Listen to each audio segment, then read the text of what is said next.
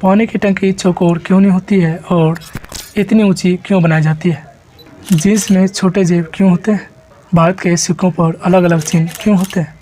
Pen के cap पर छेद क्यों होते हैं? क्या सच में च्युइंगम को पचाने में लगभग 7 साल का समय लगता है?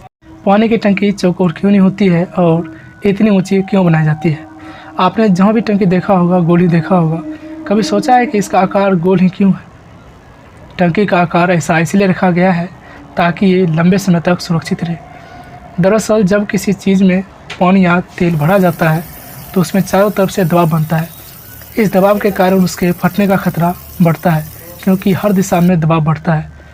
अगर इसका आकार चौकोर होता तो इसे हर कोने में अधिक दबाव पड़ता और कुछ समय बीतने के बाद पानी का रिसाव होने लगता।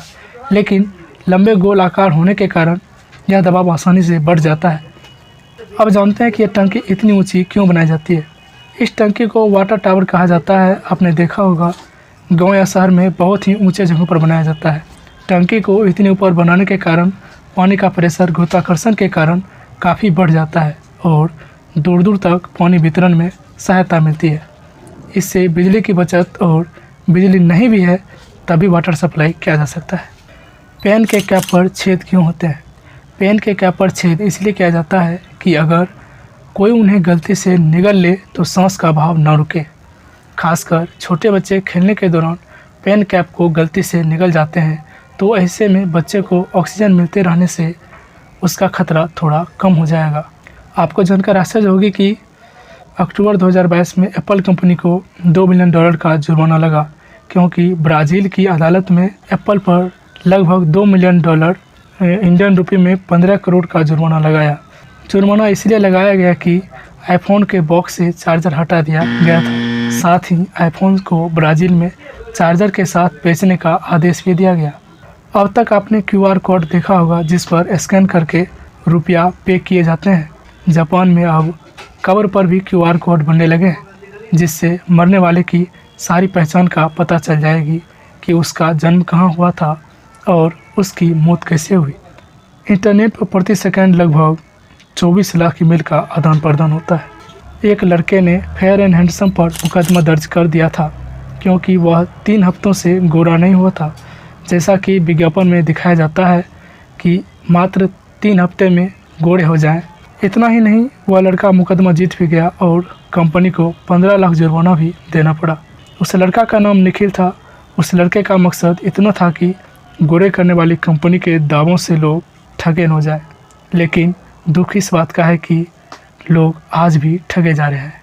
आप लोग जो ये च्युइंगम खाते हैं, कभी सोचा इसे पचाने में लगभग 7 साल का समय लगता है? ये पूरी तरह से गलत है।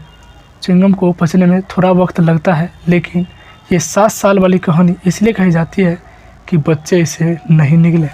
अब जानते हैं जीन्स में छोटे जेब क्यों होते हैं। जीन्स पहनते समय आपने गौर किया होगा कि सामने की तरफ एक छोटी सी जेब होती है। वैसे इस पॉकेट का इस्तेमाल लोग बहुत ही कम करते हैं, लेकिन फिर भी जीन्स बनाने वाली कंपनियां छोटे पॉकेट को बनाती है। इस छोटी पॉकेट की शुरुआत सबसे पहले मशहूर जीन्स ब्रांड लेवी ट्रॉस ने की थी, जिसे अब लिवाइस के नाम से भी जाना जाता है।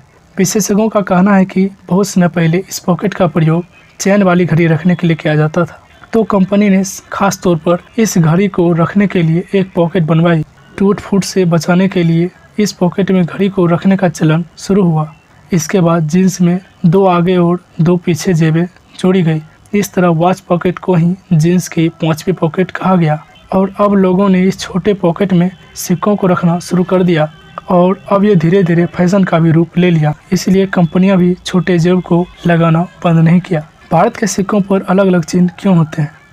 किसी सिक्के पर बने ये चिन्ह इशारा करते हैं कि ये सिक्के कहाँ पर बने हैं। भारत में कुल 4 मिंट हैं। मिंट का मतलब होता है सिक्के बनने का कारखाना। ये मिंट पूरे देश में केवल 4 जगह हैं: कोलकाता, हैदराबाद, मुंबई और नोएडा। नोएडा जो कि दिल्ली में स्थित है।